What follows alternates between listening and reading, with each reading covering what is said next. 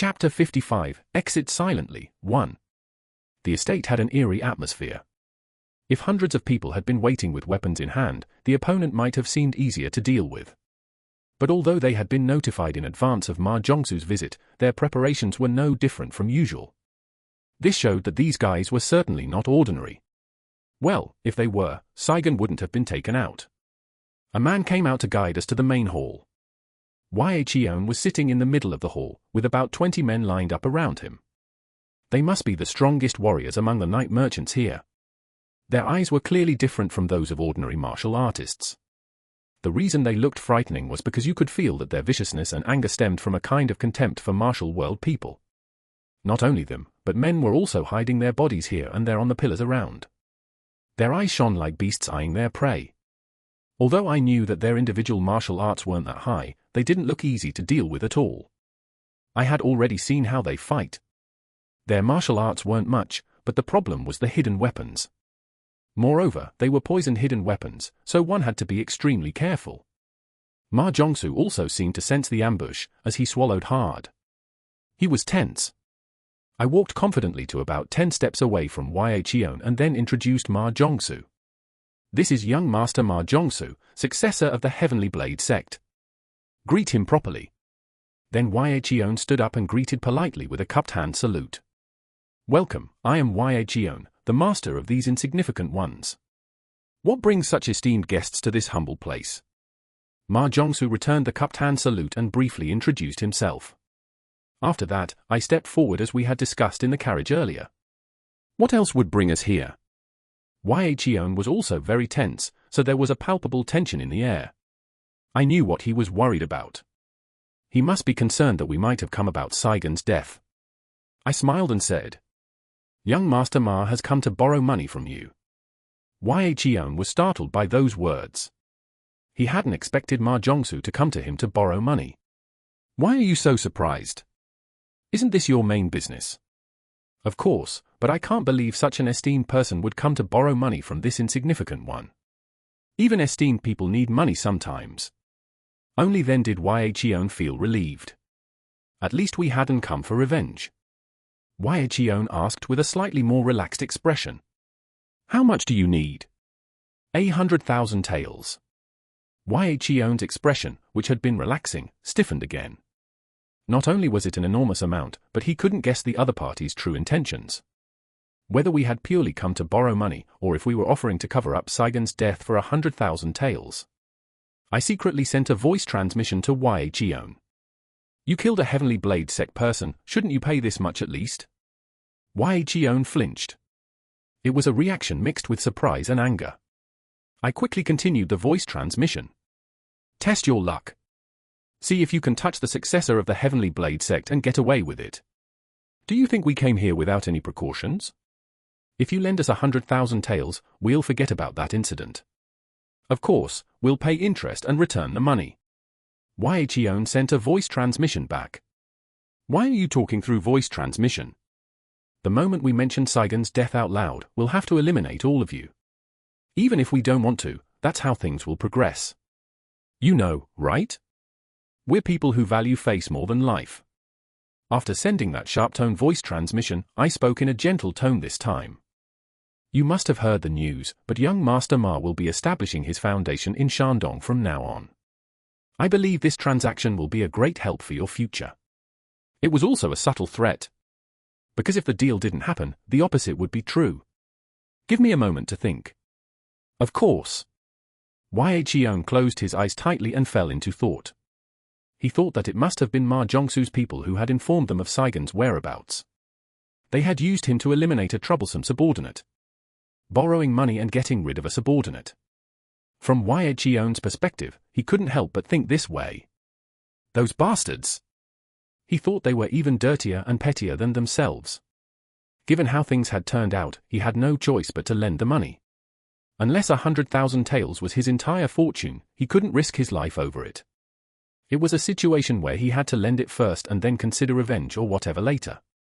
Yeon opened his eyes and said smoothly. All right, I'll lend you the money. By tomorrow. Very well. Thank you. You won't regret this decision today. The full amount in small denomination notes. Let's meet at the temple in Fengshan tomorrow. We immediately drew up a contract. Ma Zhongsu personally stamped his seal and signed it. He was reluctant, asking if a contract was really necessary, but I persuaded him nicely that we should do this much. That it's better to be precise when dealing with such people. Although reluctant, Ma Zhongsu agreed. He urgently needed the 100,000 taels right now. This was a necessary process for later. When someone investigates this matter later, there needed to be clear evidence that he had borrowed money. After writing the contract like that, we left the estate. Anger erupted in the place we left. The first anger to burst out was Jiu Qiu's. Arrogant bastard! How dare he come here? I barely held myself back from killing him right there. The men next to him all had similar expressions. On the other hand, Qiu was relaxed. We can kill him later if we need to. After Jiu Qiu killed Saigon, Qiu had started seriously investigating Ma Zhongsu. Ma Zhongsu had been vicious and cruel since childhood, casually killing concubines and subordinate warriors. Even Qiu, who was no stranger to evil, frowned at more than 1 or 2 incidents. The victims were relatively weak. That's why most of those deaths were buried without being revealed. Are you really going to give 100,000 taels to such a dirty bastard? Qiu nodded. We've committed a sin, so let's wait and see for now. But it's too much money. Don't just think of it that way. Qiu was thinking of something else. If it's certain that he intercepted Shandong Merchant Association's money, he must have a lot of money, right? That's true. Then he should be able to pay plenty of interest. What? You mean? Did you think we were just giving it away? Who are we? Even if it's not the Heavenly Blade sect but the Heavenly Blade sect's grandfather, we have to collect the interest and the principal. We'll collect it somehow. Plus the price for playing games with us. As soon as the carriage carrying Ma Zhongsu and me left the estate, Ma Zhongsu laughed loudly. Ha ha ha. You're really amazing. You flatter me. No, you were excellent. He looked at me with fresh eyes. He probably didn't know I could handle things this well. Now we just need to collect the money tomorrow. You can handle the rest yourself, young Master Ma. I spoke as if my role was completely finished. It was to appear as if I had no interest in the money at all. I'll leave that to you too. Ma Zhongsu still didn't completely trust the night merchants. He was worried that they might set a trap in the process of lending money and try to kill him. Of course, I had anticipated that Ma Zhongsu would react this way. Understood. Wait outside, and I'll come out after receiving the money. I didn't say I would go alone to get it, but told him to wait outside. Hearing the words he wanted to hear, Ma Zhongsu was even more pleased. Ha ha ha. Good. I had succeeded in deceiving both Ma Zhongsu and Qiu. Things were progressing according to my plan. Throughout my past life, I had been through all sorts of experiences. I had experiences as a martial artist dealing with demonic path sects and evil cults. I had fought against tremendously powerful experts. I had experienced all kinds of battles. On top of that, I had experiences as an alliance leader who overcame power struggles. When these combined, I could play Ma Zhongsu and Qiu like a Buddha rolling them in his palm. Moreover, I was the person called the Iron-Blooded Alliance Leader, the Punishing Alliance Leader. I had lived mercilessly towards evil people. It was like divine punishment that they had encountered me. Of course, I shouldn't be careless because of that. There was still that woman of unknown identity. Whether I could take possession of that 100,000 taels, kill Ma Zhongsu, and then shift the responsibility to the night merchants depended on whether I could deceive that woman. The core of this matter isn't just taking and killing. It's about how I can slip away from this incident without a trace afterward. That night, I met the woman by the pond. I had intentionally gone out to meet her. I think you should stop your master. The woman glanced at me. To her expression that seemed to ask what I meant, I said. He threatened the night merchants and extorted money from them. She must know that we went to the night merchants. I spoke with a needlessly worried face. I had no choice but to help, but, as you know, the night merchants are very vicious and frightening people. I needed to leak to her that Ma Zhongsu was dangerously entangled with them. Because I planned to make it look like Ma Zhongsu was eliminated by the hands of the night merchants. Leaking information like this was only possible because the woman and Ma Jongsu didn't talk to each other at all. He is not my master. It was the first thing she said to me that wasn't like talking to herself. She spoke politely. Of course, polite doesn't mean it was friendly. If you're so worried, you stop him. She turned and went into the building. I was convinced once again. Even if Ma Jongsu dies, she won't intervene. I even thought that she might be hoping for Ma Jongsu's downfall. I looked up at the night sky. Even the moon wanes after its full, and I felt that the matter with Ma Jongsu was also gradually racing towards its end. Will you come with me? I asked at the foot of Feng Shan. It's all right. I'll wait here. He was afraid of an ambush by the night merchants. That's why he was sending only me. He really is a selfish and petty bastard. But he wasn't worried that I might run away with this money. Through my intentional efforts, trust in me had built up, and even if I ran away with the money, he probably thought he could get it back from the young minor faction leader who introduced me. I'll be back. Do you need such a big leather bag? We need to receive it in small denomination notes. Why is that necessary? It's dark and dirty money. There could be problems later.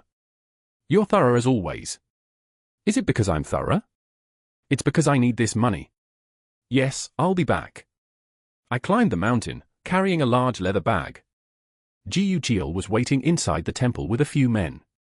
Having been strictly warned by Yhe, they didn't show such a fierce attitude. They filled the leather bag with small denomination notes of 50 and 100 taels. I don't need to count it, right? Jiu Chiel said coldly. Someday, you'll pay the price for looking down on us. I smirked at him and then went outside. Someday, you'll pay the price for not recognizing your opponent. No, it will be punishment for living a wrong life. If they had lived righteously, I wouldn't have entangled them with Ma Jongsu in the first place. As I was coming down the mountain carrying the leather bag, I surveyed the surroundings. Only after raising my chi sense and checking if anyone was around did I enter the forest beside the trail. Someone was waiting there. It was Zhong Yo. He held out a leather bag identical to the one I was carrying. That bag was also full of notes. Only a few thousand taels at the top were real, the rest were fake notes. This was why I had chosen the location. When planning, I had found out that there were several good hiding spots nearby. Adding the current 100,000 taels, the money I had obtained from the night merchants this time amounted to 200,000 taels. It was capital to build my power. This money could become elixirs, sword squad members, or something else to strengthen my power. The best thing is that no one knows I'm involved with this money. I came down the mountain carrying the leather bag full of fake notes. At the foot of the mountain, Ma Jongsu greeted me with a happy face. He smiled broadly when he saw the notes in the leather bag. Keep helping me from now on. Of course. I smiled brightly at him too. When the fake notes are discovered, it will be seen as the night merchant's doing. He won't even dream that I switched them. Even if he did, it doesn't matter. Because I'm planning to finish things now. Even without digging up past sins, he has committed enough sins against me. He insulted a father in front of his son and tried to take another man's woman. He oppressed powerless sects in Shandong and extorted money from them. All of these are things he did to the weak while riding on the back of the Heavenly Blade sect. I felt that the time had come. It was time to pull out the tube and thrust a sword into that place instead. Chapter 56, Exit Silently, 2. Ma Jongsu put the leather bag containing the promissory notes into the safe.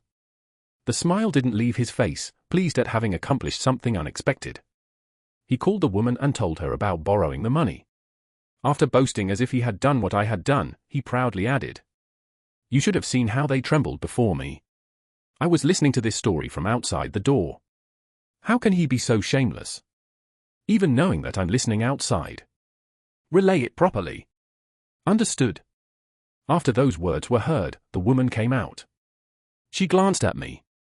Her eyes seemed to ask, "Did you do all this?" Having observed Ma Jongsu for a while, she probably knows he's not the type to display such courage.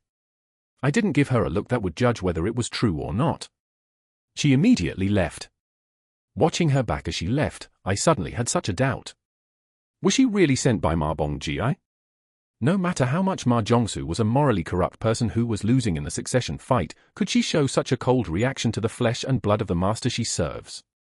Of course, if she was raised from childhood like a killing machine without any fear or emotion, it might be possible.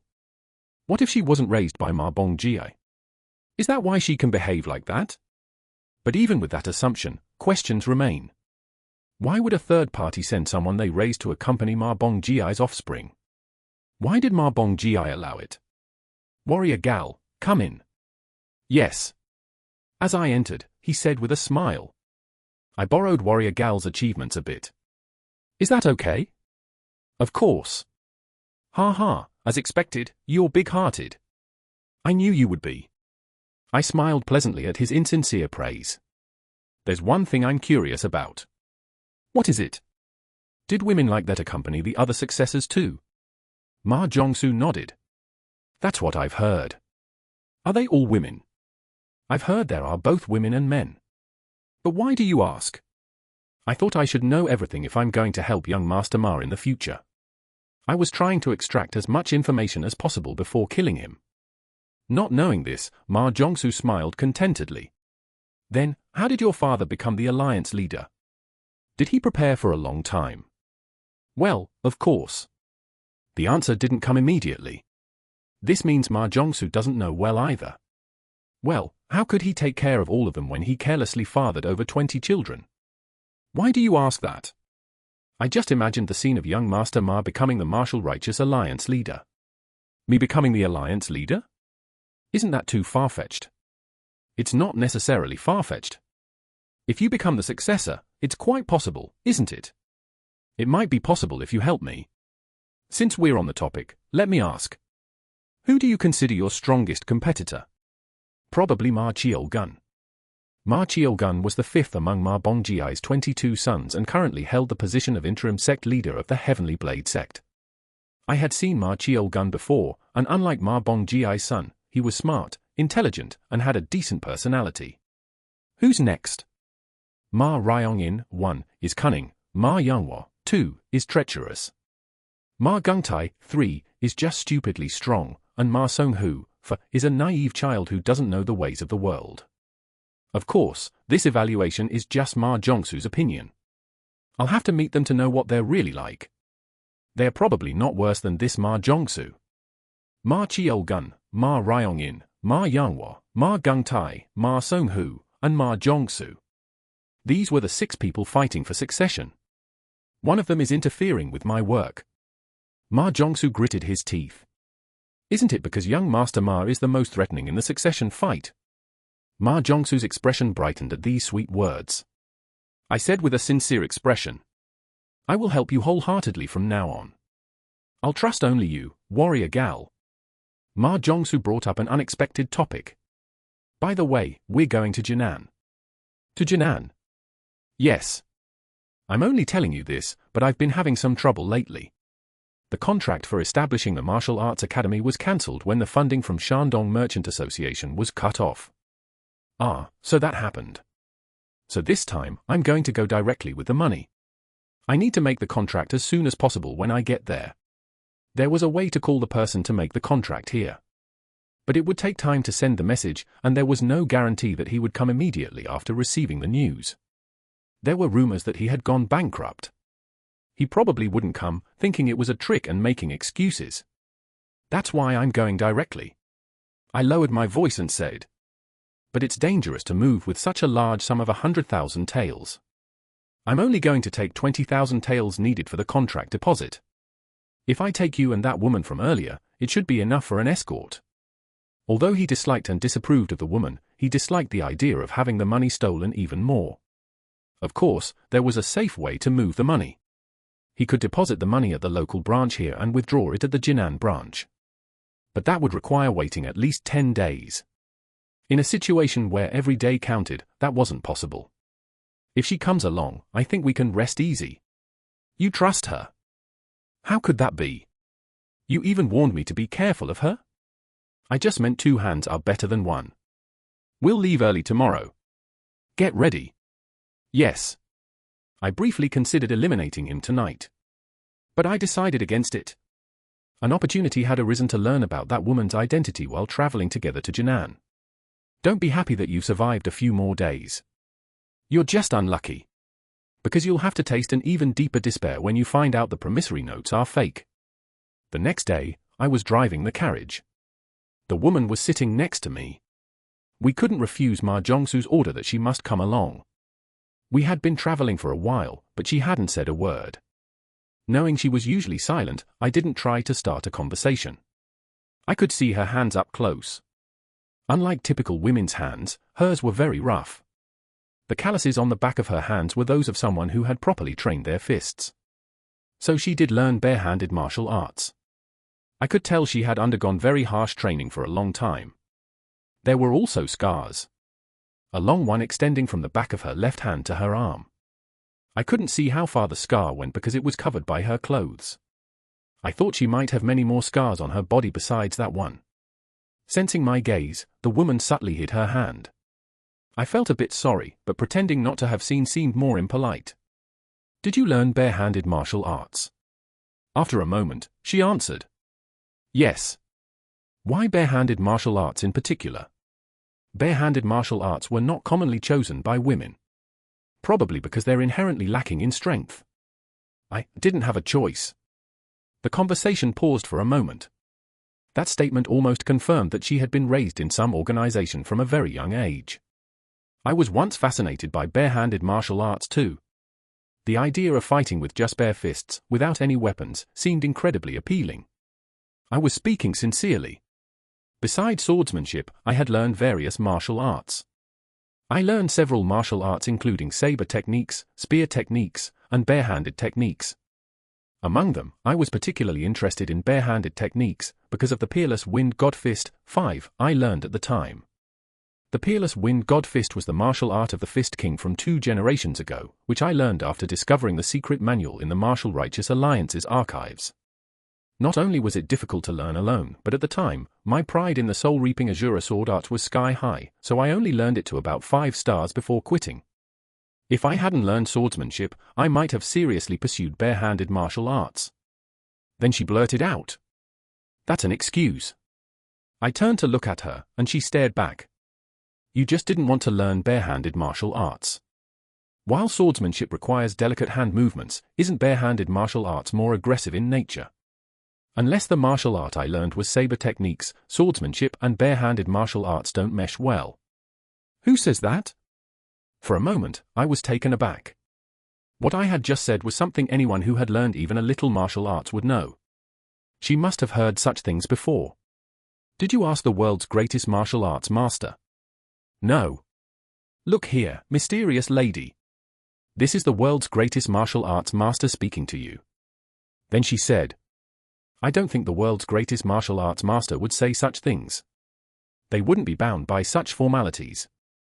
Suddenly, something struck my heart. The statement that someone at the level of the world's greatest martial arts master wouldn't be bound by such formalities, if it were in the past, I would have said this. Look here, even the world's greatest martial arts master isn't that different. Rather, they've simply built up ordinary martial intent, piling it up to become the world's greatest. But when I heard her words just now, I didn't think that way. Shouldn't they be different, as she said? Even if something has been accepted as a principle of martial arts for a long time, shouldn't the world's greatest martial arts master be able to interpret and apply it differently? Because they're the world's greatest. Because they're the only one in the world. Shouldn't they be able to reveal that even what everyone believes to be right isn't right? I hadn't verified it myself. That swordsmanship and barehanded martial arts truly don't mesh well. Because I hadn't reached the ultimate level in both martial arts. If barehanded martial arts reach the ultimate level, and swordsmanship also reaches the ultimate level, wouldn't some realm I hadn't imagined unfold as the two interact? Even if not. Shouldn't I have learned martial arts with this mindset from the beginning? When viewing martial arts as nothingness without any framework, and thus breaking all frameworks, isn't that when one can truly manifest the heart sword? I fell into a trance, immersed in these continuing questions. When I came to my senses, she was driving the carriage. Seeing me deep in thought, she had taken over driving the horses. I had set out on this journey to find out her identity, but I had gained a precious experience of realizing my own limitations and frameworks. Although it's just deep contemplation for now, I had a feeling that this realization today would be a great help in my future martial arts training. Just as I was about to thank her, the carriage turned a corner onto a main road. Ah! She let out a brief exclamation. In the distance, a mountain was covered in brilliant autumn colors. It was truly a beautiful sight. Her appreciation felt even greater because she didn't seem like the type to be moved by such things. I said to her, "Thank you." I felt her flinch. Not used to hearing words of gratitude, she pretended not to hear and kept her gaze fixed on the autumn leaves. How long had we traveled like that? Up ahead, a group of people on horseback came galloping towards us. I was shocked to see the person in the lead. It was Song Woo-gyeong. Song Warrin was also riding beside him. The people riding with them were warriors from Song Clan Manor. It seemed they were on their way back from some business related to Song Clan Manor. I was inwardly surprised to meet them in such an unexpected place. Of course, since I was wearing a human skin mask, they didn't recognize me. They passed by us. At that moment, Ma Jongso spoke to me from inside the carriage. "Stop the carriage." I stopped the carriage. He stuck his head out the window and called out loudly, "Manor Lord Song." The passing horses stopped. Song Woo-gyeong recognized Ma Jongsu and turned his horse around. "Oh. Isn't it young Master Ma?" Ma Jongsu hadn't stopped them because of Song Woo-gyeong. It was because he had seen the slender woman beside him. Song Woo-gyeong dismounted. Song Warrin and the warriors followed suit. "This is my daughter Warrin. Greet him, his young master Ma from the Heavenly Blade sect." Song Warrin greeted Ma Jongsu. "Pleased to meet you. I'm Warrin." "Oh, I didn't know you were such a beautiful person." My heart is pounding. Although he spoke as if joking, Ma Jongsu was serious. He couldn't take his eyes off Song Warrin. Uncomfortable with his gaze, Song Warrin smiled and said, "What should I do? Unfortunately, I have a fiancé." "Ah, I heard about that too. The ruffian from the Wall Sword sect. Oh, I'm sorry." He intentionally said it and then apologized as if it was a mistake. I could see his true nature. He trembled in fear when dealing with the night merchants. But to someone he thinks he has the upper hand over, he acts sly and pulls all sorts of tricks. He's a typical petty person, weak to the strong and strong to the weak. If I may ask an impertinent question, I heard that Miss Song requested to break off the engagement. At this potentially awkward question, Song Warrin smiled and said, "Women are fickle creatures. Does that mean you won't break off the engagement? All I can say is that young Master Byok is a much more excellent person than is known in the martial world. Oh, to receive such faith from a woman. It seems young Master Byok has a very different side than what men see. Damn you, you're just dying to badmouth me." Song Warrin smiled gently and said, "I think that's similar for young Master Ma too." "What do you mean by that?" Song Warrin just smiled enigmatically. But both I and Ma Jongsu could understand. It meant that she had heard rumors about how great Ma Jongsu was, but seeing him in person, he was quite lacking. Song Warrin had indirectly criticized him. If she had done this in front of me, I would have been less grateful. But seeing her behave like this when I'm not visible, I felt not just gratitude but even moved. At that moment, the woman beside me said quietly, "You're no different." "What?" I turned to look at her. "You can't take your eyes off that woman." That's... Since I couldn't explain my relationship with Song Warrin, there was no room for excuses. Meanwhile, sensing the awkward atmosphere, Song Woo-gyeong quickly said his goodbyes. "We're busy today, so we'll be going now. I'll formally invite you to our manor next time." "Let's do that." Ma Jongsu got into the carriage with a cold expression. Song Woo-gyeong's party quickly disappeared in the opposite direction. I could hear his voice from the back of the carriage. "Arrogant bitch. How dare she ignore me? This damn woman."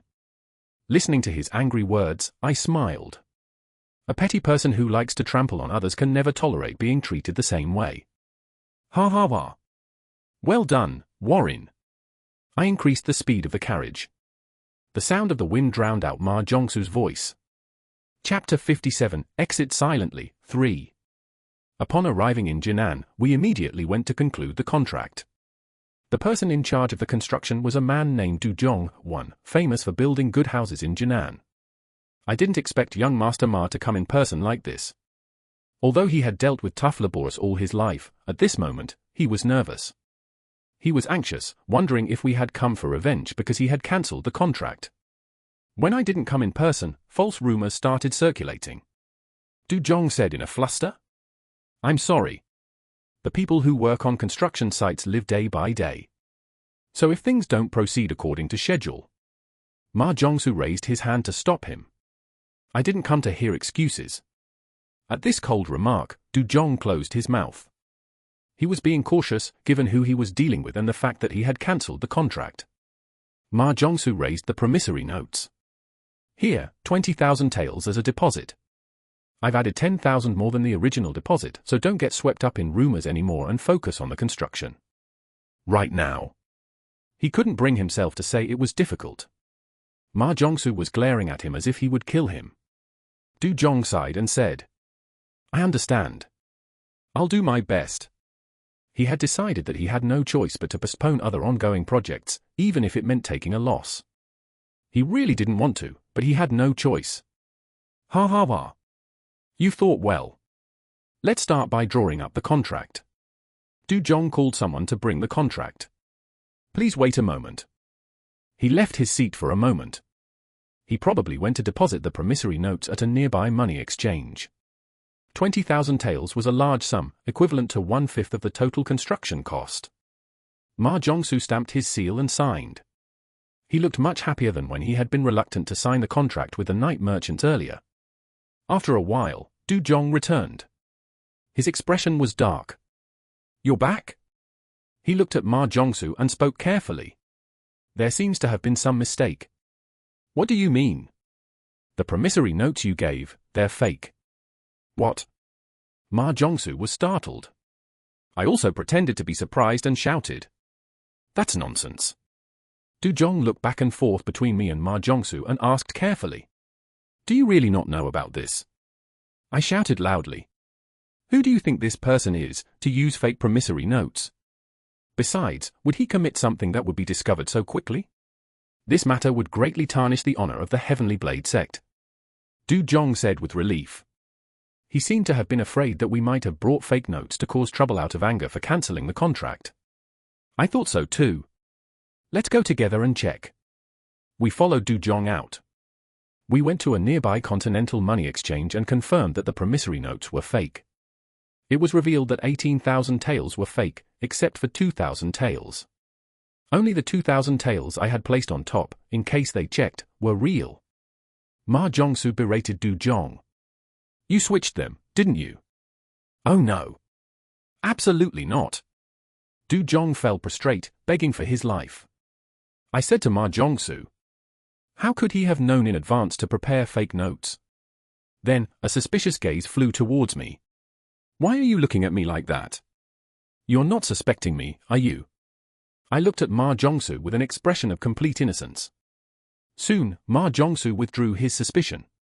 My attitude was too confident for him to think I had switched them, and he probably thought I wouldn't have come all the way to Jinan with him if it was something that would be so obviously discovered. Could those night merchant bastards have given us fakes? That must be it. For something that would be discovered so quickly? They dared to scam me. It's probably not just their doing. Didn't you say other successors were interfering with your work? Ah. That's right. These bastards. They keep mocking me until the end.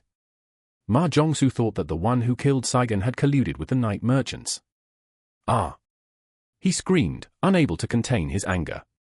Fearing he might harm Du Zhong's family, I said to Ma Zhongsu, if we don't handle this properly, we might end up having to pay back the full 100,000 taels. What?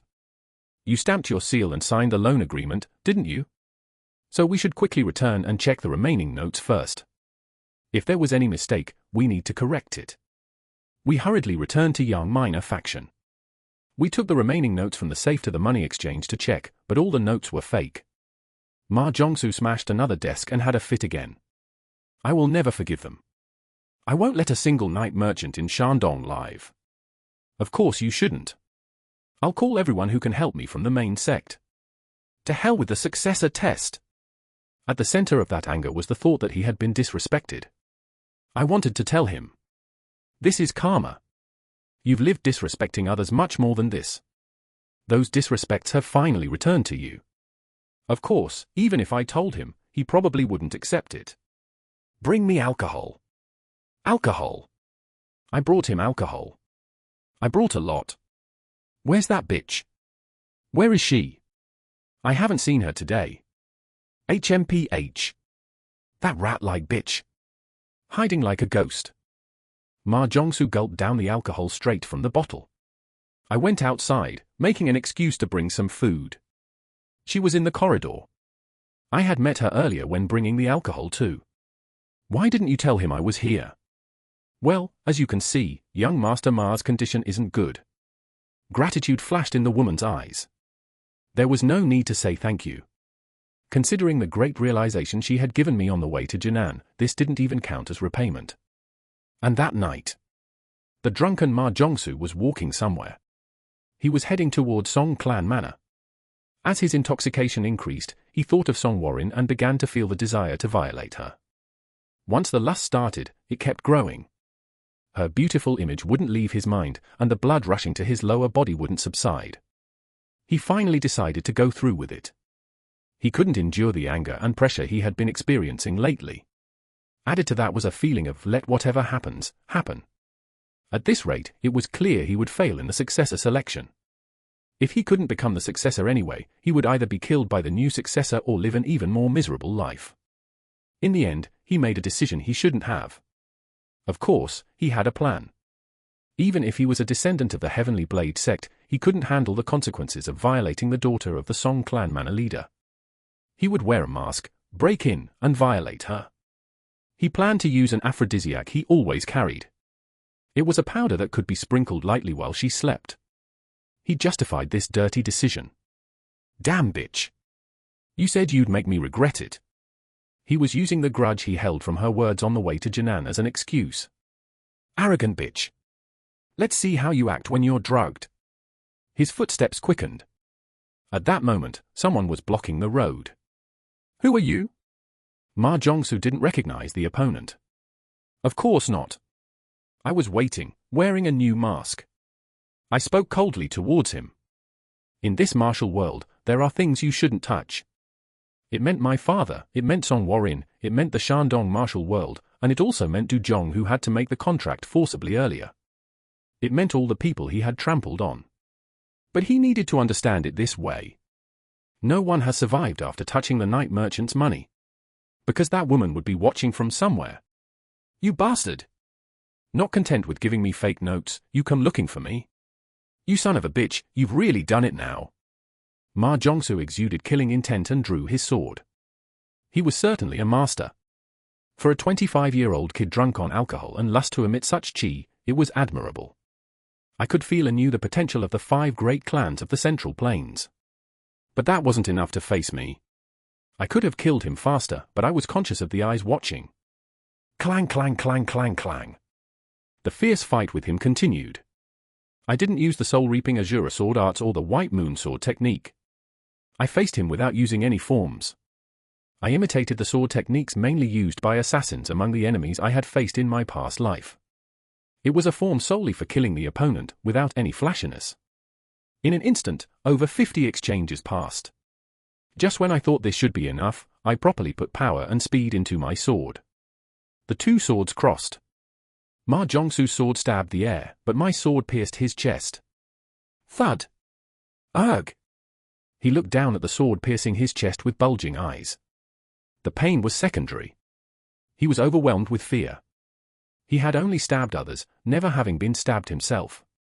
What is this? I cruelly twisted the sword. Ah! Ma Jongsu screamed in pain. It hurts. Please. Stop. Tears flowed from his eyes.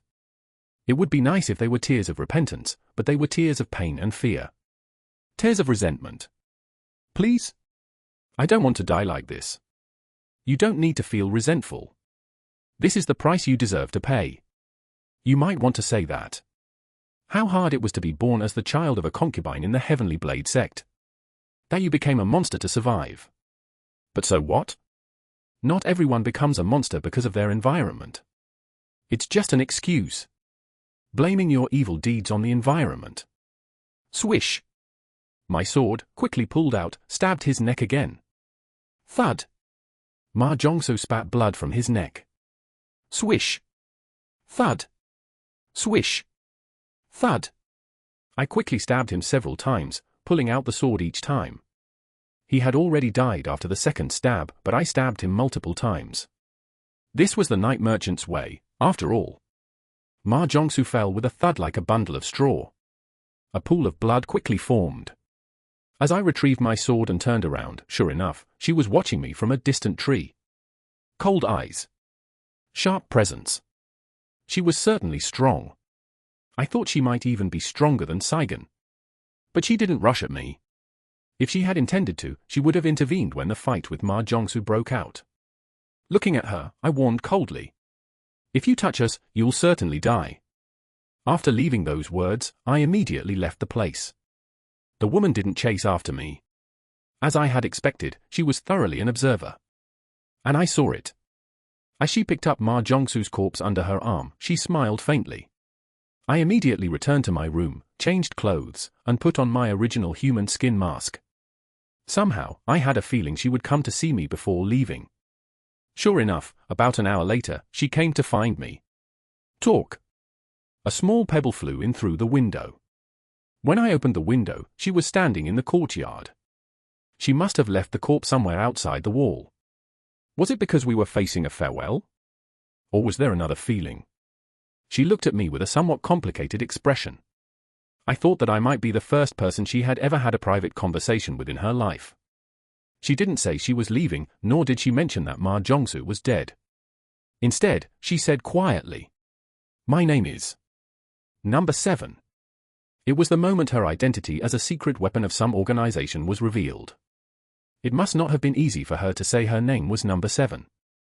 Especially for a woman. But she probably doesn't know any other name besides that one. My heart felt heavy and ached. But without showing such emotions, I smiled brightly and said, "That's a good name.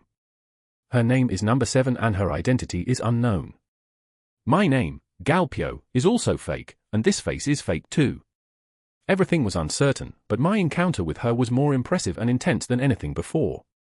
Her lips moved. She was about to say something but then gave up.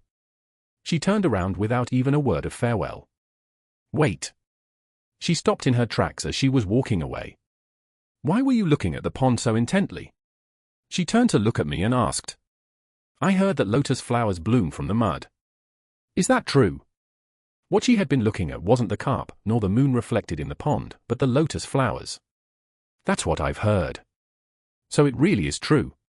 A faint smile appeared on her lips.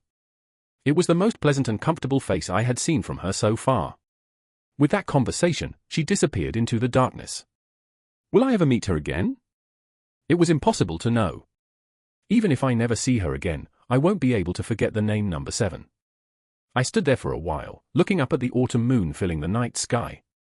At that moment, in the distance, John Yo bowed his head respectfully to me from in front of the annex door. I smiled at him.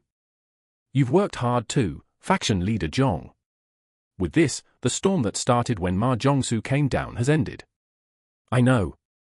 The likes of Ma Jongsu are just a drizzle compared to the real typhoon that's coming. I need to become stronger. Because I'll have to face even stronger and more vicious opponents in the future." Chapter 58, Where Does Destiny Come From? 1. Number 7 walked down the corridor. It was a corridor as complex as a maze. Left, right, then left again.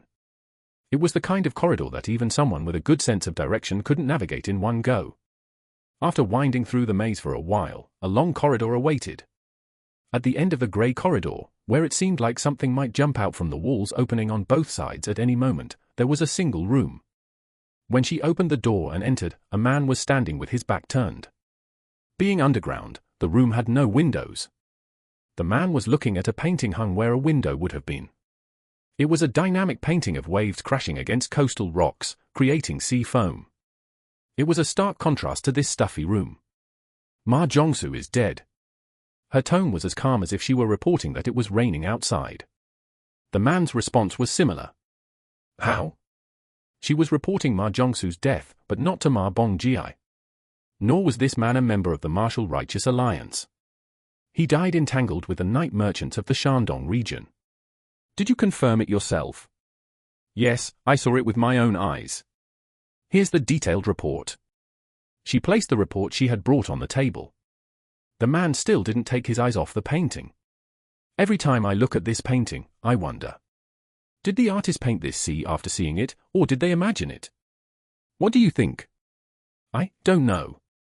Only then did the man turn around. He was in his 30s, but unlike his moment of contemplation while looking at the painting, he gave off an extremely cold impression. The man was number one, the leader of this organization. He was also the only person who knew how many numbers there were in this organization and whose orders they received. Number one slowly read the report. Flower Fan Elder and Saigon who went with him are missing. And there are signs that another successor was involved. Yes, that's correct. Number one spoke while still looking at the report. Stand by until the next order. Yes. As she turned to open the door and leave, number one called her. Number 7. Yes. Number one's tone softened a little. Good work. But number 7's tone remained stiff. Thank you. After she left, number one finished reading the report. After closing the last page, his gaze turned back to the painting behind him. 3 hours later, the contents of the report were finally conveyed to Ma Bongji, the Martial Righteous Alliance leader. The one reporting was Ju Cheol Ryong, the leader of the Bright Moon Regiment. Unfortunately, your son, young Master Ma Jongsu, has died. Ma Bongji showed no emotional reaction while hearing about his son's death. Who killed him? It appears to be one of the successors. Ju Cheol Ryong didn't mention anything about the Night Merchants or Shandong Merchant Association. It was unclear whether he had edited it himself or if he too hadn't received the related information. It was impossible to know how many hands it had passed through from number one's hands until it reached him. I think we should send an investigator. We can't send one from the Alliance level, so send one from the Heavenly Blade sect. Ma Bongji nodded. I'll take care of it. Now, what's the next report? That was the end of the conversation about Ma Jongsu's death. If the dead Ma Jongsu could see this conversation from hell, he would be hitting the ground in anger. Public opinion in the martial world is not good because of this incident. You should recall the successors you sent out. I can't do that. Ma Bongji flatly refused. I sent your people with them despite their objections. Therefore, you know everything that's happening there better than I do. I've conceded this much, but I can't accept the request to recall them. We shouldn't ignore public opinion. Don't ignore me first. Ju Cheol Ryong continued as if he hadn't heard. There's a certain level of dignity that martial artists expect from the Martial Righteous Alliance leader. As you know, I'm a person without such things. Then start creating it from now. A tense battle of wills unfolded between the two. Let me ask you one thing. Yes. Why did you support me? If it weren't for Ju Cheol Ryong, the leader of the Bright Moon Regiment, the strongest of the 3 major regiments, Ma Bongji would never have become the Martial Righteous Alliance leader. I've always respected the Alliance leader. Cut out that bullshit and tell me the real reason. There is no other reason. Who exactly is behind you? There's no one. Ma Bongji snorted and leaned back in his chair. When he denied it so perfectly like that, it almost made him think that maybe he really did respect him. But that couldn't be. Ma Bongji was a cunning old fox who had been through it all, and he knew himself better than anyone. There was definitely someone behind him. But it's been over half a year since he became the Alliance leader, and that person hasn't shown themselves or made any demands. If they had asked for money, position, or anything after making him the Alliance leader, he wouldn't feel so uneasy. That's all. Then rest well. Ju Cheol Ryong slowly walked out.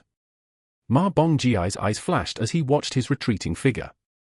If you all thought I was just an old man obsessed with women's breasts and chose me thinking I'd be easy to manipulate, that was a big mistake. Starting from Shandong, rumors about Ma Jongsu began to spread. The rumor was that Ma Jongsu had tried to collaborate with Shandong Merchant Association, and in the process, attempted to steal and divert money that the night merchants had lent to Shandong Merchant Association. There was no rumor that Ma Jongsu had died. Instead, rumors spread that he had left Shandong and his plan to establish a martial arts academy had fallen through. Of course, these were rumors I had spread. I spread them very carefully so that the trail could never be traced back. Even with just a little bit spread, because it was such a sensitive matter, it quickly spread in all directions. This incident had repercussions in other regions of the Central Plains as well. Criticism began to rise that the Heavenly Blade sect faction was trying to deeply intervene in the affairs of the Central Plains. The discontent that had been building up while people watched Ma Bongjiai's reactions all burst out at once. Do they think that even boiling public opinion will settle down with time? The Martial Righteous Alliance made no comment whatsoever regarding this matter. While Shandong regained peace, there were two organizations that were in turmoil. They were the Night Merchants and Shandong Merchant Association. The Night Merchants were in chaos because of their entanglement with Ma Zhongsu, and Shandong Merchant Association was in trouble because of their entanglement with the Night Merchants. In any case, I was the final winner. The money that came into my possession was 200,000 taels. It was enough money to immediately increase the Sword Squad members to hundreds. But I plan to increase the Sword Squad members next spring as originally planned. And even then, only by 2 teams of about 40 people, as initially planned. There was no need to draw attention with the possibility of an investigation into this incident by the Martial Righteous Alliance or the Heavenly Blade sect. The Sword Squad was running well under Guan Huai's command. Each of them was capable enough to lead a team in the Sword Squad. I will raise them to be even stronger elites by next spring. With proper commanders in place, increasing numbers could be done in an instant. If I make them team leaders of 20 teams, a large-scale sword squad of 400 members would be created in no time. Guangdu was also immersed in martial arts training. Especially after gaining 8 years of inner energy from the spirit herb I gave him, Guangdu changed a lot. He gained confidence. By the way, it's hard to see young masters face these days. I've been busy. Take me with you sometimes. Really? When I asked with round eyes, Guangdu flinched. Was it dangerous work? I said with a serious expression. Crazy bastard swinging swords from all directions, shooting hidden weapons from behind, every word a threat, hundreds of thousands of tails changing hands, everyone suspicious of each other, deceiving and being deceived, burying corpses. Guangdu covered his ears. Stop. Please stop. Let's go together next time. I'll show you the real martial world. I think it's time now. No, it's still far off. I'll live in this gentle and peaceful martial world where I receive fragrant spirit herbs and good swords as gifts. Forever. Hee hee. Don't laugh like that. I felt really good having such a pleasant conversation with Guangdu after a long time. I felt all the tension that had built up because of Ma Zhongsu dissipating. By the way, where are you going? Carrying luggage and all? Guangdu asked, looking at the leather bag on my back. I said with a chilling gaze. Want to come along? Gasp. Don't tell me, is there a corpse in the leather bag? Guangdu quickly retreated far away, waving his hands. I grinned at him before leaving the house. What was in the leather bag wasn't a corpse, but a gift that corpse had given me. Carrying the leather bag containing 200,000 taels, I arrived at the black market. I plan to buy spirit medicines here again. Why am I so obsessed with inner energy?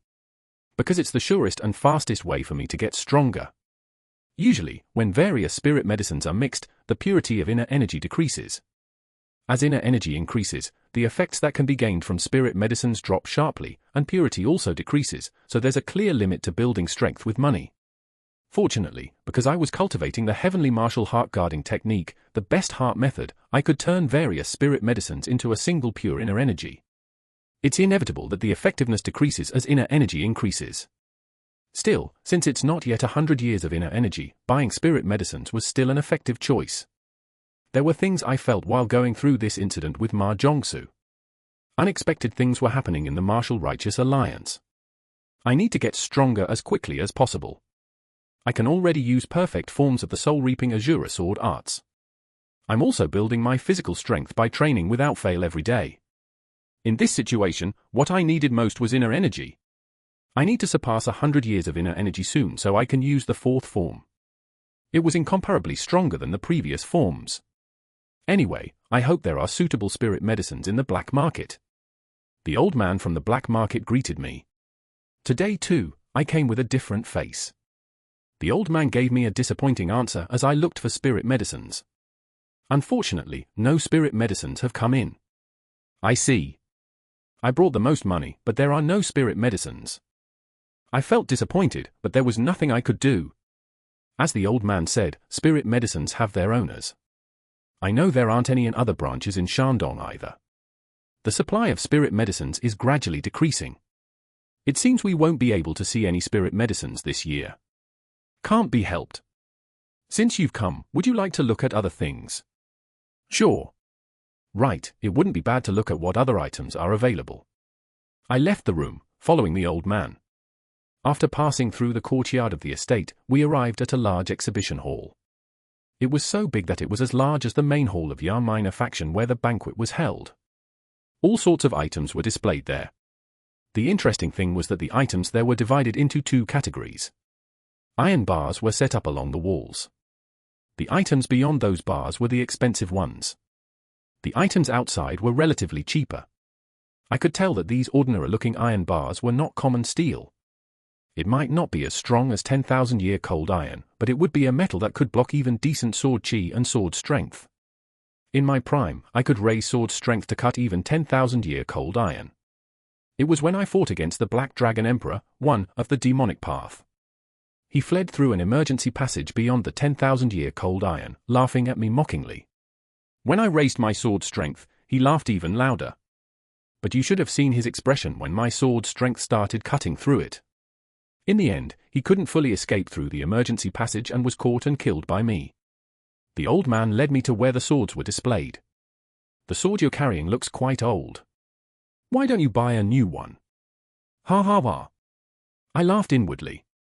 He's saying this without knowing what kind of sword is inside this ordinary-looking scabbard. The heavenly creation sword would be quite upset if it heard this. The old man pointed to a sword hanging beyond the iron bars. That sword is the Wind Truth Sword, too. It was the sword carried by the great hero Peng Jin, once called the best sword in northern Jianghu. I knew Peng Jin. I had competed with him when I was young. I beat him in 250 moves. Afterwards, we occasionally exchanged letters, but at some point, the communication stopped. Seeing his sword here, he must have died. Senior, I hope you've gone to a good place. I silently prayed for his soul. How much is it? 90,000 taels. 90,000 taels. I asked in surprise. It was much more expensive than I thought. Wasn't it the sword carried by the great hero Peng Jin? That's right. If the Wind Truth Sword is worth 90,000 taels, how expensive would this heavenly creation sword be? It's a much better sword, plus it has the added value of being used by the martial righteous alliance leader. It would easily be worth several 100,000 taels. Of course, I had no intention of selling it, and it wouldn't be that expensive since it had been modified.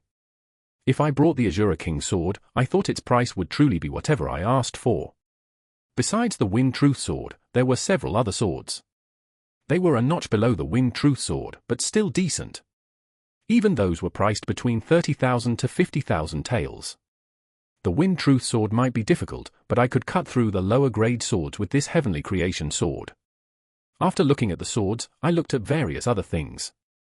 All sorts of martial world weapons were displayed, including sabers, spears, knuckle dusters, protective armor, etc. The things I thought about buying were too expensive. For example, a heart-protecting armor that guards the heart cost 100,000 taels. Of course, it was high-quality armor that wouldn't be cut even by decent sword chi and might save your life someday. But in my current situation, considering the price and performance, the efficiency was too low. After looking at all the expensive items beyond the iron bars, I turned my gaze. I started looking at the much cheaper items outside the iron bars. Chapter 59. Where does destiny come from? 2. The weapons displayed outside were grouped by type, with dozens of each kind gathered together. Swords were with swords, sabers with sabers, armor with armor. Protective vests were even stacked neatly. This didn't mean they were cheap, though. The quality was far superior to what was sold in ordinary weapon shops. I chose the best saber among them. It was meant for Guangdu. How much is this? Oh. You have quite an eye. The old man recognized that I had picked the highest quality saber among those displayed outside. It's 6,000 Niang. Actually, this saber could be placed inside without issue. There's damage to the handle and scabbard. Good observation. That's why it had to be put outside. Otherwise, it could have easily fetched 10,000 Niang. It wasn't quite a treasure saber, but it was too good to be considered an ordinary one. Perfect for Guangdu with his current skill level, he couldn't handle anything better than this. I'll take this one. A very wise decision. This time, I chose a sword for Guan Huai. Again, it was the best-made sword among those on display. The price was 2,000 Niang. The old man's eyes widened as he spoke. Are you perhaps from a weapon shop background? I found it bothersome to explain, so I just agreed. I thought so. Your eye for selecting weapons is remarkable. He then took another look at the sword on my waist. He seemed to regret calling it shabby earlier. His expression showed he wanted me to draw it, but I had no intention of satisfying his curiosity. Just as I was about to leave after buying only the sword and saber, something caught my eye in the distance. What are those? In a corner display case, something was lined up. As I approached for a closer look, I saw they were small wooden figurines about the size of an index finger. They were very old, worn, and shabby. Several had paint peeling off, making them unsightly, but strangely, they captured my attention. The figurines were each in different poses. Some were throwing punches, others were kicking. Some had their shoulders thrust forward, while others were in a posture of striking backwards with their back. None held weapons. At first glance, it looked like a martial art, but unlike techniques that mainly use fists, these figurines were using all parts of their body. These figurines gave off a peculiar feeling, and when I counted, there were 33 of them. Are these for sale too? Of course. Nothing in here isn't for sale. How much? I don't sell them individually. The whole set is 2,000 Niang. I turned to the old man in surprise. This set of figurines is the only one in the world. It's not even available at other black market branches. In all my years of running this business, I've never seen anything like it. I'll buy it. Really? The old man was shocked. No one has ever offered to buy these figurines for 2,000 Niang before. While treasured swords and elixirs might trade for tens of thousands of Niang, that's because they're literally elixirs and swords. They're the most important things for martial artists. In reality, 2,000 Niang was an enormous sum. There's always a first time for everything. The old man looked somewhat regretful despite having made a sale. He revealed his honest feelings. To tell you the truth, I didn't want to sell these. Looking at them displayed up there always made me feel good for some reason. So I set an exorbitant price hoping no one would buy them. But here you are, taking them. Consider the 2,000 Niang as payment for my regret. The old man was mistaken. I had turned to him in surprise because I thought they were too cheap. I perceived their value to be much higher. Even if they had cost 5,000 or 10,000 Niang, I might have still bought these figurines. That's how drawn I was to them the moment I saw them.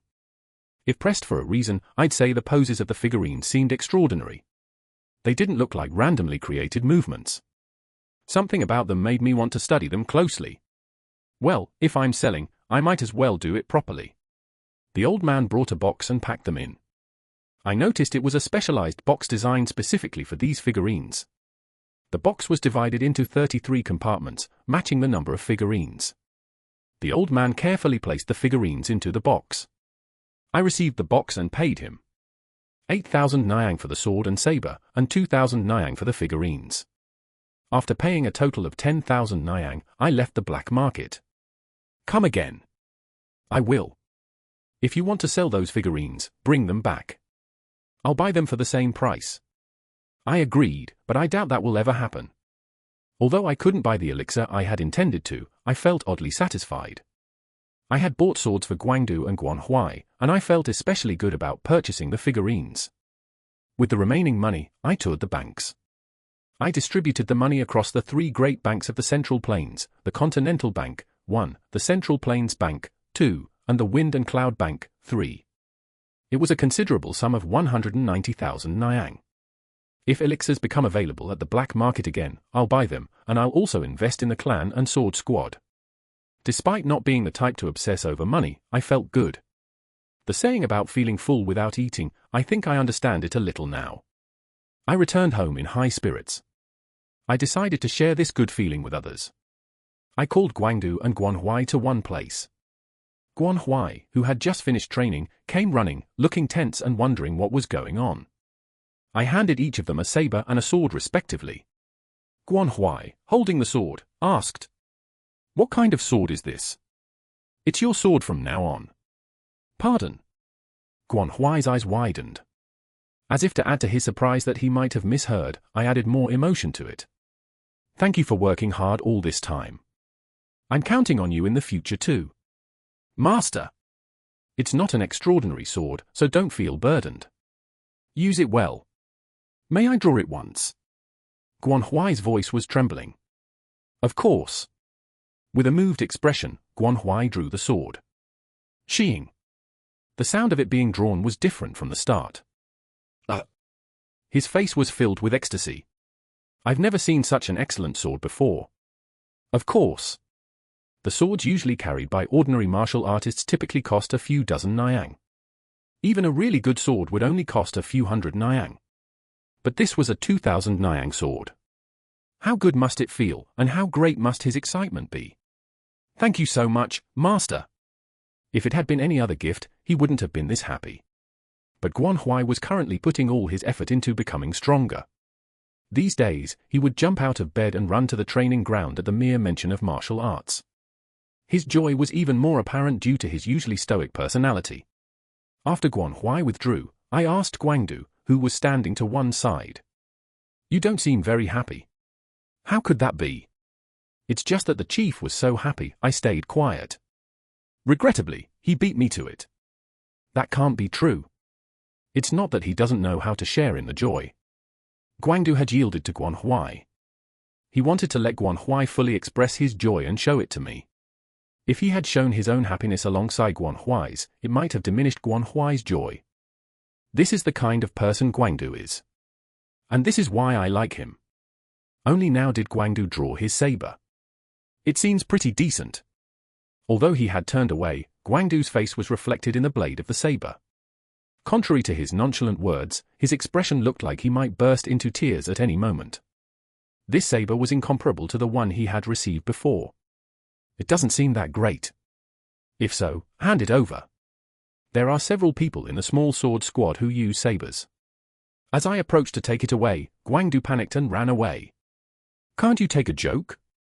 It's fantastic. Oh, it's really an amazing saber. Guangdu's expression was truly ecstatic.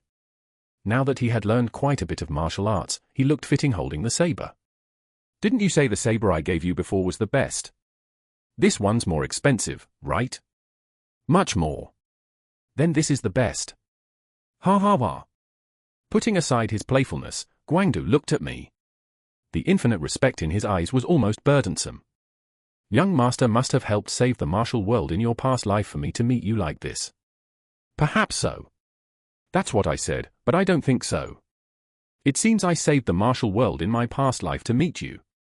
Guangdu grinned confidently and asked. But mine is better than the chief's, right? Well. Tell me. How much more expensive is it? 50 Niang? 100 Niang. I didn't tell him until the end, and Guangdu followed me around all day, unable to contain his curiosity. Yours is 3 times more expensive. It would have been nice to tell him, but teasing Guangdu was much more fun. That night, I was in a cave in the mountains. I always come here when I want to be alone or need to handle important matters. The reason I came here today was because of the figurines I bought from the black market. These were 2,000 Niang figurines, after all. I set up the figurines on a flat rock in front of the cave. The figurines performing martial arts under the moonlight looked somewhat mystical as they stood in a line. Upon closer inspection, the figurines appeared a bit rough and crude. It seems they weren't made by a professional figurine carver. This might be another reason why they hadn't sold, along with the high price. But this made me even more excited. If that's the case, these figurines might have been carved directly by a martial artist who knew the techniques. As if to prove this, the angles and directions of the extended fists and feet were very precise. They weren't made carelessly or haphazardly. I examined each figurine one by one. They clearly seemed to be demonstrating some kind of technique. I tried to recreate some of the poses myself. I got a feeling. These figurines were definitely made by someone who truly understood martial arts. If it were sword techniques, I would have immediately understood what techniques they were, but this was a completely new martial art, so it wasn't easy to figure out. Still, I once learned the peerless Wind God's Fist, Four of the Fist King. Although I only learned up to the 5th level, my body had tasted a peerless fist technique. I tried creating movements by changing the order in various ways. Even if there were connecting movements, I couldn't tell just by looking whether it was a downward strike or an upward strike. Without a secret manual, it was nearly impossible to infer the technique solely from the figurine's poses. But I kept researching, changing the order. It felt like solving an extremely complex puzzle. This wasn't an ordinary fist technique.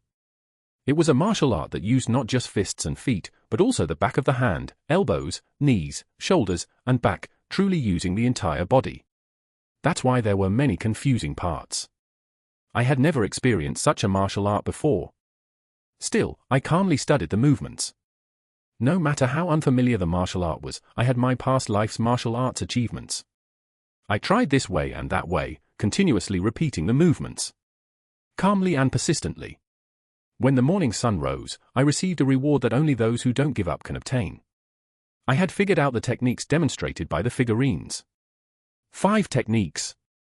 These 33 figurines were demonstrating 5 techniques in succession.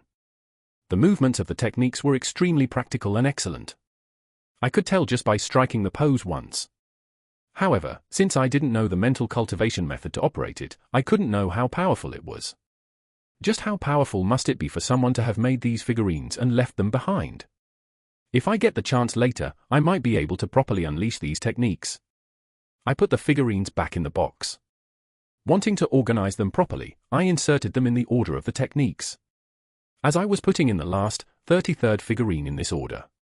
With a clicking sound, the bottom part of the box opened. A thin drawer that had been hidden so well popped out. I could understand. When the figurines were placed correctly in their positions according to the order of the techniques, this secret drawer was designed to open. It was truly a box with an amazing mechanism. Inside was a single folded piece of paper. It looked so old that it seemed it might crumble at any moment. I carefully took it out and unfolded it. There was one line written. Tianmen Mountain, Immortal Crane Peak. Tianmen Mountain was in Hubei Province. Wuhan, where the Martial Righteous Alliance headquarters was located, was also not far from Tianmen Mountain. So I knew Tianmen Mountain well. I had even been there before. It was during my younger days when I wandered the Central Plains engaging in martial arts competitions. Tianmen Mountain was famous for being treacherous. I remember Immortal Crane Peak was probably the main peak. Why would the location of Tianmen Mountain's Immortal Crane Peak be written so secretly in this figurine box? Is there a secret manual that reveals the entirety of this martial art? Or is there something else? Was it because of this unknown destiny that the figurines caught my eye? It was something I couldn't know unless I went there myself. Chapter 60. Where does destiny come from? 3. I decided to go to Tianmen Mountain. I briefly considered stopping by the next time I had business in Hubei, but then I resolved to go when the opportunity arose. I'll be going out for some fresh air for a while. Since it was quite far and I didn't know what awaited me there, I informed my father and mother. Where are you going? I'll be visiting Hubei. Why Hubei? While I'm there, I'd like to stop by the Martial Righteous Alliance headquarters and also make some plans for the future. That's a good idea. A man should know the wider world. My father trusted me completely. While my recent changes were significant, there was a decisive moment that made him trust me. Seo Jung had informed my father that the martial artists of the Small Sword Squad genuinely followed me. My father was greatly pleased by this. Perhaps it was because my father knew that gaining people's trust is far more difficult than improving one's martial arts. Even then, my father called me and repeated the advice he had given before. Always maintain a respectful attitude, even towards those below you. I felt regretful. If my father had repeatedly given me such advice when I became the alliance leader in my past life, my previous life might have been different. Something other than authority might have filled that primary place in human relationships. As I was leaving after saying goodbye, my mother followed me out and said, "Lin came by while you were away." "What for?" "She just came to greet me." I had a very pleasant time with Rin. "She came to see my mother?" I could sense that Song Warren was changing little by little as various events unfolded. "What are your true feelings about that child?" "It's the same as what I've told you before. Right now, I want to focus on what I want to do rather than marriage. Of course, these feelings might change." Right now, there were too many things I needed to do, so I couldn't even think about love, but human hearts are unpredictable. If I ever fall in love with someone, my heart will signal me then. It could be a new woman, or it could be Song Warin. These feelings might change later. I was moved by Song Warin when she confronted Ma Jongsu. I felt loneliness in number 7's figure as he looked down at the pond. Like this, it's some trigger that changes relationships.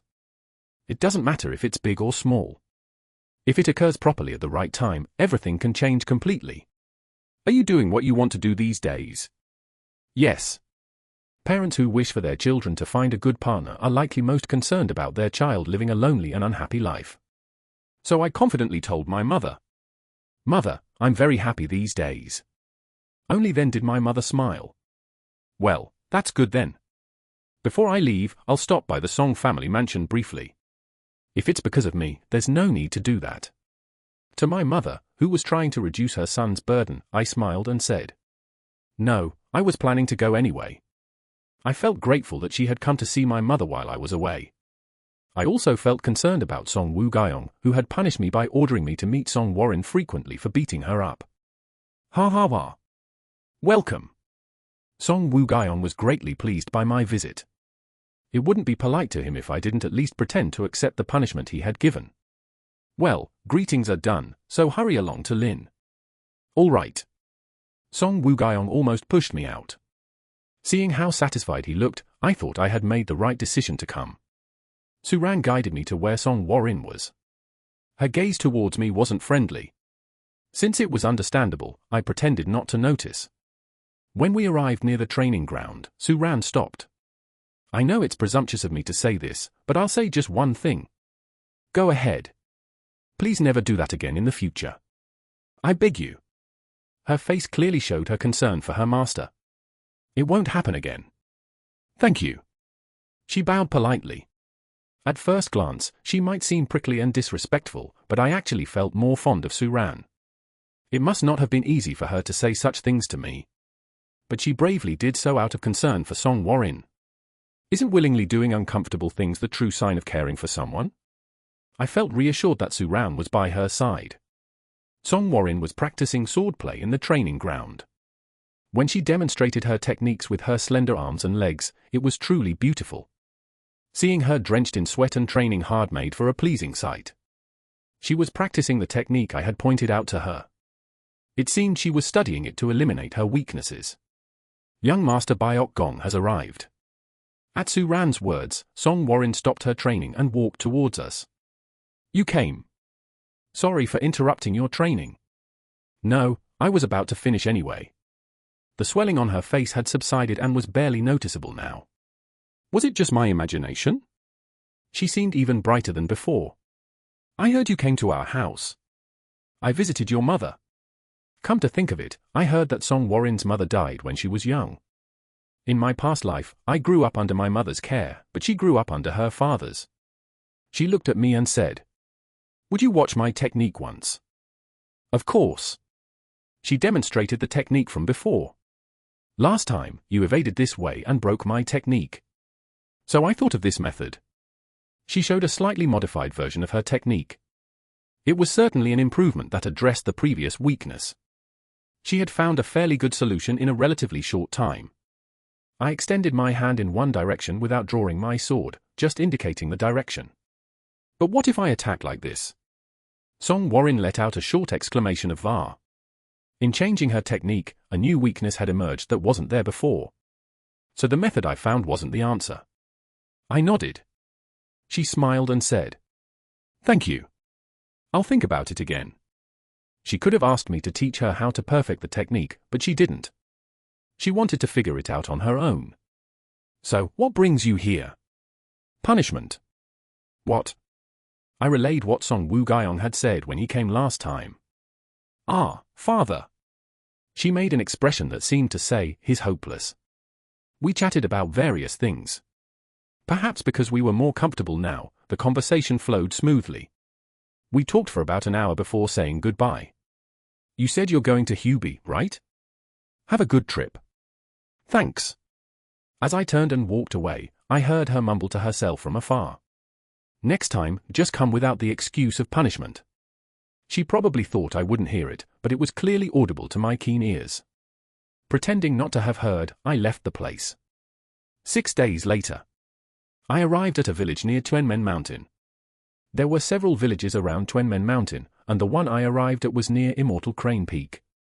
Although I had visited here in my younger days for martial arts competitions, it felt unfamiliar, as if I was visiting for the first time. I knew why. It wasn't just because it was long ago. Even if I had come here 10 times back then, it would still feel unfamiliar. Back then, the scenery didn't register in my eyes. It was a time when I only focused on my opponents. Now that I've come back here, I could freshly feel how rushed my mindset was back then. Even though I had done nothing but come here, this journey was already teaching me. Yes, let's take it easy. Only by living a different life can one achieve different results. There was a small inn in the village. Due to the lack of many guests, the owner said he ran the inn while also farming. When I asked the innkeeper, my memory was correct. Immortal Crane Peak was the main peak of Tuenmen Mountain, and it was so high and treacherous that even herb gatherers couldn't easily climb it. After renting a room, I rested and recovered from my travel fatigue for that day. The next morning at dawn, I started climbing the mountain. What could be on this mountain? What am I supposed to find? For now, I decided to climb to the summit. Judging from the contents left in the box, I thought something might be hidden somewhere on the path to the summit. The mountain terrain was very treacherous. Even for me, with my martial arts training, it was difficult to climb easily. Above all, finding the path was extremely challenging due to the lack of human presence. Thinking I had found the right path, I would go that way only to find it leading down the mountain. Then, thinking another way might be right, I would climb hard only to reach a dead end. However, I didn't recklessly use my lightness skill to fly up. After all, what I needed to find here probably wasn't a flag stuck at the mountain top. Since it was the first day, I climbed the mountain with a relaxed mindset. In the end, unable to find the path to the summit, I came down before it got dark. The next day, I started climbing early in the morning again.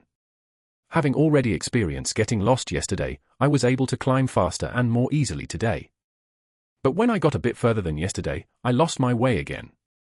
Of course, I could have used my lightness skill to overcome this section, but I didn't. I went back down to a point that could serve as a fork in the road and then climbed up in a different direction. This time, I climbed much further. But again, after climbing to a certain point, the path was cut off. This wasn't the right way either. Of course, all of this wasn't in vain. I was carefully observing my surroundings while searching for the path. That night, I drank at the inn. As he brought some side dishes, the innkeeper asked curiously, "So, what brings you to this small village?" "I'm trying to climb Immortal Crane Peak." "Immortal Crane Peak?" "Yes." A friend of mine boasted so much about the scenery of Immortal Crane Peak that I came to see it for myself. "Ah, I see. That's right. Immortal Crane Peak truly has a magnificent landscape. The rock at the summit is said to resemble a crane, hence the name Immortal Crane Peak. But the path is so treacherous that ordinary people can't reach the summit. Indeed, it is difficult. Is there anyone in the village who knows the mountain well?" "The herb gatherer in our village knows it well, but he's currently out gathering herbs on another mountain. He probably won't be back for about a month." "I see." I wasn't disappointed. I had intended to find the way on my own from the start. The mountain has been famous for its treacherous terrain since ancient times. They say martial artists used to come here to train. I heard there was even a very famous person long ago. My eye sparkled as I asked, "Do you know who that was?" "I heard the story from my grandfather when I was young, so I don't remember now. I only recall that he was said to be an extraordinary master." "Ah, I see." At least one thing was certain. The person who left it was from long ago, just like the worn paper in the box. "Here, have this and keep your strength up." "Thank you." Listening to the distant owls cry outside the window, I felt intoxicated more by the charm of the mountain village than by the alcohol. 3 days later, I finally found the path leading to the summit. There was nothing at the summit. Instead, a magnificent view spread out before me. Looking down from such a dizzying height, I felt a sense of loneliness as if I were the only one left in the world. It really felt like becoming an immortal, but the scenery couldn't be what the paper left behind was referring to. I felt great satisfaction at having found the path with my own strength. Standing at the summit, I let out a shout with good spirits. Harp! Not long after I started descending the mountain, I discovered a small cave. It was a cave that a person could barely crawl into, located in a position that would be impossible to find unless one looked very carefully. I strained my eyes, but nothing was visible in the pitch-black darkness. As I was about to enter, I felt afraid. I didn't know if it might be infested with venomous snakes or poisonous insects. It could just be a small cave where some animals lived. Could this be it? What should I do? Then suddenly, a thought occurred to me. At the very least, this cave was one that no martial artist could find. They wouldn't bother to wander for days when they could use their lightness skill. A cave that only those who found their own way could discover. Perhaps that was the first test? All right, let's go in. The cave was narrow and cramped. It felt like something might jump out at any moment, and there was a terrible smell. Even I hesitated several times, thinking about turning back, so I thought no one would continue deeper into this place.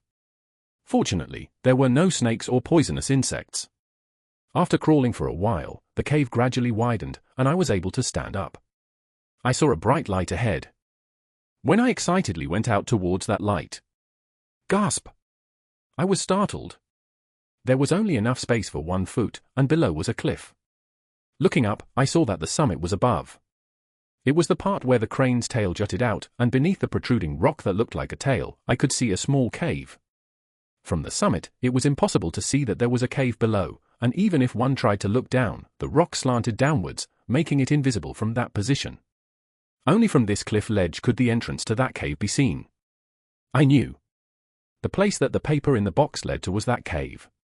It was truly a difficult place to find. One had to find the path up the mountain, pass through a small cave that really seemed unlikely, have the courage to look up from this perilous cliff ledge with barely enough space for a foot, and finally, one more thing. One had to overcome the fear of this overhanging cliff and leap upwards. If one failed to grab that entrance, they would fall to the bottom of the cliff. One had to use the lightness skill, and even then, it required considerable skill. I leaped up forcefully, soaring into the air. The distance was further than I thought. I stretched out my waist and hands. Grasp! Hanging from the cliff, I let out a sigh. I had barely reached the passage. Slowly applying strength to my arms, I climbed up. The cave entrance was larger than I had thought. At least I could stand and enter. After taking a deep breath, I slowly walked inside.